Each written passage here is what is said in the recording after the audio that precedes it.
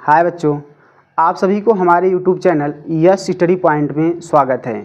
आज हम आप सभी के लिए नया टॉपिक लाए हैं, मानव शुक्राणु। आज हम लोग इसी के बारे में डिटेल में डिस्कस करने वाले हैं कि जो शुक्राणु होता आखिर क्या होता है, क्योंकि अक्सर लोगों को इसके बारे में डाउट होता है, जो शुक्राणु होता आखिर क्या है, कहाँ बनता है।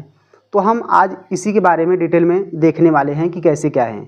तो आइए हम लोग शुक्राणु के बारे में देखते हैं। देखिए, सबसे पहले अगर शुक्राणु की बात आती है तो आपको कुछ इस प्रकार से स्ट्रक्चर डायग्राम देखने को मिलते हैं। जो शुक्राणु होता है ये मानव के अंदर अर्थात उनके अंदर एक ऐसी कोशिका है, विशेष प्रकार की सबसे अलग कोशिका है, जो ये शुक्राणु जो है अंडाणुओं से मिल करके संतति अर्थात बच्चे का निर्माण करता है। जैसे अगर इसमें हम देखेंगे, जो शुक्राणु आपको दिखाई दे रहा है, ये पूरा स्ट्रक्चर क्या है, शुक्राणु है। ये शुक्राणु है। और देखिए, जो शुक्राणु होता है नर के अंदर बनता है, अंडाणु क्या होता है, मादा शरीर के अंदर बनता है। जब शुक्राणु और अंडाणु आपस में मिलते हैं तो इनके मिलने से संतति बच्चे का निर्माण होता है। ये शुक्राणु है नर के अंदर एक ऐसी कोशिका है ये शुक्राणु, ध्यान देना, जो शुक्राणु है ये ऐसी कोशिका है, ध्यान देना, एक कोशिकी है। ये जो शुक्राणु आपको इतना बड़ा दिखाई दे रहा है, ऐसी बात नहीं है कि बड़ा हो गया स्ट्रक्चर तो बहुकोशिकीय है। ये यूनिसेलुलर अर्थात एक कोशिकीय है। ये शुक्राणु जो है अंडाणु से मिल करके बच्चे संतति का निर्माण करता है। बस इसका एक ही रोल है, जनन करना, बच्चे संतान उत्पत्ति करना।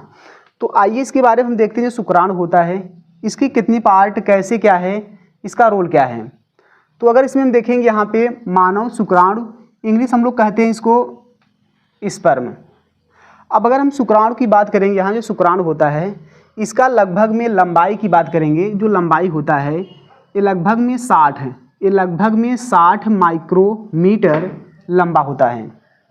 अब इसमें अगर हम देखेंगे, शुक्राणु होता है, इसके शुक्राणु के 4 भाग होते हैं। ध्यान देना बच्चों, जो शुक्राणु होते हैं इसके 4 पार्ट होते हैं, 4 भाग होते हैं, जिनमें से सबसे पहला पार्ट होता है, भाग होता है, जिसको हम लोग कहते हैं शीर्ष भाग। इसको इंग्लिश में कहते हैं हेड। ध्यान देना, शुक्राणु का पहला पार्ट जो होता है, भाग होता है, उसको हम लोग कहते हैं शीर्ष भाग। अब इसके बाद दूसरा पार्ट यहाँ पे आता है, आपको यहाँ छोटा सा दिखाई दे रहा है, सबसे छोटा पार्ट, इसको हम लोग कहते हैं ग्रीवा, इंग्लिश कहते हैं निक। ग्रीवा इंग्लिश कहते हैं निक। अब इसके बाद तीसरे भाग की अगर हम बात करेंगे, यहाँ पे जो तीसरा होता है इसको हम लोग कहते हैं मध्य भाग। अभी इसके बारे में दिखा रहे हैं कि कैसे क्या है, थोड़ा नाम का परिचय करा दे रहे हैं आप लोगों को। देखिए, यहाँ पे तीसरा पार्ट जो होता है इसको हम लोग कहते हैं क्या कहते हैं बच्चों, इसको हम लोग कहते हैं मध्य भाग, इंग्लिश कहते हैं मिडिल पीस। अब इसके बाद जो शुक्राणु का अंतिम पार्ट होता है, शुक्राणु का अंतिम भाग जो होता है, ये पतला हुआ तंतु की तरह आपको दिखाई दे रहा है। इसको हम लोग कहते हैं पूंछ, इंग्लिश कहते हैं टेल। तो आइए इसके बारे में एक एक करके देखते हैं कि आखिर इनका शुक्राणुओं में रोल कैसे क्या है। तो इसमें पहले ध्यान देना, शुक्राणु का सबसे ऊपर वाला भाग जो आपको यहाँ से लेकर के यहाँ तक, ये वाला जो पार्ट आपको दिखाई दे रहा है, काइट की तरह, पतंग की तरह आपको जो दिखाई दे रहा है यहाँ पे, ये जो पूरा पार्ट है ये क्या है, शीर्ष है।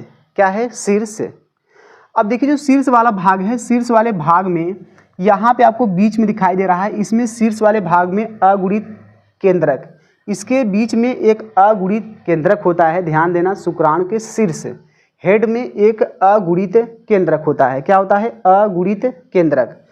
ये जो अगुणित केंद्रक होता है, अगुणित उसको कहते हैं जिनमें गुणसूत्र की संख्या आधी होती है, हम ऐसे केंद्रक को कहते हैं अगुणित। जिनमें गुणसूत्र की संख्या डबल होती है उसको हम कहते हैं द्विगुणित। तो ध्यान देना, जो शुक्राणु होता है उसमें, मानव का जो शुक्राणु होता है उनमें गुणसूत्र की संख्या आधी होती है। तो आप लोग जानते भी होंगे, जो मानव का कोशिका होता है, प्रत्येक कोशिकाओं में 46 गुणसूत्र होता है, 46 वाले द्विगुणित हैं। और जो शुक्राणु होता है एक ऐसी कोशिका है जिनमें गुणसूत्र की संख्या आधी होती है, 23 होता है। और जब कोशिकाओं में गुणसूत्र की संख्या आधी हो जाती है तो ऐसे कोशिकाओं को हम कहते हैं अगुणित, हैप्लॉइड। अब देखिए, समझिए, तो इनमें शुक्राणुओं में गुणसूत्र की संख्या कितना रहेगा, ये अगुणित है। द्विगुणित में कितना होता है, 46, और अगुणित का मतलब होता है हाफ, आधा। तो इसमें कितना हो जाएगा, 23 हो जाएगा। ये भी क्वेश्चन बहुत पूछता है कि मानव का जो शुक्राणु होता है, जो स्पर्म होता है, इसमें क्रोमोसोम का नंबर कितना होता है। तो आपका आंसर सही क्या होगा, 23, न कि 23 जोड़ा, 23 जोड़ा नहीं, कितना 23। अब देखिए यहाँ पे ये बीच में क्या है, अगुणित केंद्रक, जिसमें सब क्या भरे हैं, गुणसूत्र। और गुणसूत्र का जो रोल होता है, ये क्या करता है, एक पीढ़ी से दूसरी पीढ़ी में क्या करता है, जो आनुवांशिक लक्षण होता है, जनक का जो लक्षण होता है, बच्चे में ट्रांसफ़र करता है। अब इसके बाद यहाँ पे हम देखेंगे, यहाँ पे देखिए जो शीर्ष वाला भाग आपको दिखाई दे रहा है, शीर्ष वाले भाग में आपको सबसे ऊपर की ओर दिखाई दे रहा है, क्या क्या दिखाई दे रहा है, यहाँ पे सबसे ऊपर की ओर दिखाई दे रहा है हरे रंग का, इसको हम लोग कहते हैं एक्रोसोम। क्या कहते हैं, एक्रोसोम। हिंदी कहते हैं अग्रपिंडक, अग्रपिंडक एक्रोसोम। अब ध्यान देना, समझो, यहाँ पे शुक्राणु की जो सबसे ऊपर वाला पार्ट है, यहाँ आपको दिखाई दे रहा है कुछ इस तरह से, इसको हम लोग कहते हैं एक्रोसोम अग्रपिंडक। ध्यान देना, जो एक्रोसोम होता है, जब ये शुक्राणु अंडाणु के पास जाने लगता है, तो ये अंडाणु के पास पहुंचता है, तो अंडाणु में 2 लेयर होता है, 2 परत होता है। तो उसी परत को ये जो एक्रोसोम है, एक्रोसोम से एंजाइम निकलता है, और ये जो एक्रोसोम है ये क्या करता है, उस आवरण को तोड़ करके ये जो शुक्राणु होता है, शुक्राणु वो अंडाणु के अंदर प्रवेश कर जाता है, और प्रवेश करके जाइगोट बना करके शिशु का निर्माण करता है। तो ध्यान देना, ये जो एक्रोसोम है, एक्रोसोम शुक्राणु का सबसे आगे वाला पार्ट होता है, जो शुक्राणु के शीर्ष भाग में स्थित होता है। ये क्या करता है बेटा, निषेचन करने में, ध्यान देना, ये निषेचन करने में सहायता करता है। ये भी क्वेश्चन आता है बहुत कि जो शुक्राणु में एक्रोसोम होता है उसका रोल क्या है, तो फर्टिलाइजेशन, निषेचन करने में बहुत ही मुख्य भूमिका निभाता है। अब देखिए जो एक्रोसोम होता है ये किसका बना होता है, जैसे आपने नाम सुना होगा गाल्जी काय का। ये जो एक्रोसोम है ये गाल्जी काय का मॉडिफिकेशन होता है, अर्थात रूपांतरित भाग होता है। ये जो एक्रोसोम है गाल्जी काय का ही रूपांतरित भाग है। जो गाल्जी काय होता है, जैसे स्पर्मेटोजेनेसिस, शुक्र जनन होने लगता है, गाल्जी काय जो होता है रूपांतरित होकर के, बदल करके ये एक्रोसोम का निर्माण करता है, और एक्रोसोम जो होता है ये निषेचन करने में सहायता करता है। अब इसके बाद हम यहाँ देखेंगे, यहाँ पे देखिए, यहाँ पे बच्चों, इसमें अगर देखेंगे, ये तो शीर्ष पार्ट हो गया, शुक्राणु का पहला भाग, 4 भाग थे। अब दूसरे भाग की बात करेंगे तो यहाँ ग्रीवा है। क्या है, ग्रीवा, जिसको कहते हैं इंग्लिश में नेक। अब देखिए जो ग्रीवा होता है, इसमें ग्रीवा में 2 तारक केंद्र होते हैं। यहाँ पे तारक केंद्र, ये जो तारक केंद्र होते हैं, इसमें ध्यान देना, सबसे पीछे वाला तारक केंद्र है, ये शुक्राणु का अक्ष तंतु बनाता है। ध्यान देना, ये जो तारक केंद्र 2 है, पीछे वाला जो सबसे नीचे वाला दिखाई दे रहा है, नीचे वाला, ये क्या करता है, शुक्राणु का अक्ष तंतु, यहाँ जो बीच वाला पार्ट है ये क्या करता है, कौन बनाता है, ये सेंट्रो, अर्थात जिसको हम लोग कहते हैं सेंट्रोसोम, जिसको हम लोग कहते हैं तारक केंद्र। ध्यान देना, जो तारक केंद्र है 2 है, नीचे वाला जो है इसका रोल क्या है, इसका काम क्या है, शुक्राणु का अक्ष तंतु। ये जो अक्ष तंतु है, एक्जियल पार्ट है, ये क्या कर रहा है, इसका निर्माण करता है। इसके बाद देखेंगे, अब इसके बाद यहाँ हम देखेंगे, दूसरा पार्ट हो गया, ग्रीवा हो गया। अब देखेंगे मध्य भाग, जो शुक्राणु का मध्य भाग मतलब क्या, मिडिल पीस, जो शुक्राणु का मध्य भाग होता है, मध्य भाग का काम क्या है, इसमें ध्यान देना, शुक्राणु के जो मध्य भाग होता है, इसमें अनेक संख्या में माइटोकॉन्ड्रिया क्या होते हैं, भरे होते हैं। ध्यान देना, इसमें क्या होते हैं, जो शुक्राणु का मध्य वाला पार्ट है, इसमें क्या होते हैं, माइटोकॉन्ड्रिया क्या होते हैं, भरे होते हैं।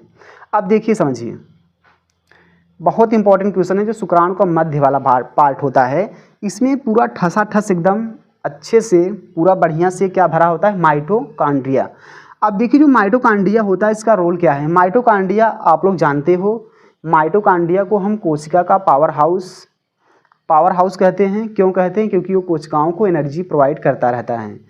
जो माइटोकॉन्ड्रिया होते हैं, इसे कोशिका का पावर हाउस कहते हैं, इसलिए क्योंकि वो कोशिकाओं को एनर्जी कंटिन्यू प्रोवाइड करता रहता है। जैसे आप कहीं भी कोई भी वर्क करते हो, या बोलते हो, या डोलते हो, कुछ भी करते हो, वो आपकी जो बॉडी में एनर्जी रिलीज होती है, वो कहाँ से रिलीज होती है, माइटोकॉन्ड्रिया से। तो माइटोकॉन्ड्रिया को इसलिए हम लोग कोशिका का पावर हाउस, एनर्जी गृह कहते हैं, घर कहते हैं। अब देखिए यहाँ इसमें क्या होता है, माइटोकॉन्ड्रिया भरा होता है। अब माइटोकॉन्ड्रिया का रोल ये क्या होता है, ये माइटोकॉन्ड्रिया शुक्राणुओं का करता है, एनर्जी देता है गति करने के लिए, क्योंकि जो शुक्राणु होता है ये जैसे निषेचन, जैसे संभोग का मतलब सेक्स के बाद जैसे योनि वेजाइना में शुक्राणु स्खलन होते हैं, पहुँचते हैं, ये तेज़ी से गति करके अंडवाहिनी की ओर रन करते हैं, दौड़ते हैं, ताकि निषेचन क्या हो, अंडाणु के साथ मिल करके निषेचन हो सके। तो यहाँ जब शुक्राणु ऐसे गति करते हैं, जैसे मछली तैरता है, सेम ऐसे मछली की तरह कौन तैरता है, ये शुक्राणु। तो शुक्राणु की एनर्जी कहाँ से आता है, माइटोकॉन्ड्रिया देता है। ध्यान देना, एक क्वेश्चन आता है कि जो माइटोकॉन्ड्रिया होता है शुक्राणु के किस पार्ट में अवेलेबल होते हैं, पाए जाते हैं। तो किस पार्ट में, ध्यान देना, शुक्राणु के मध्य वाले पार्ट में, मिडिल पीस में पाए जाते हैं।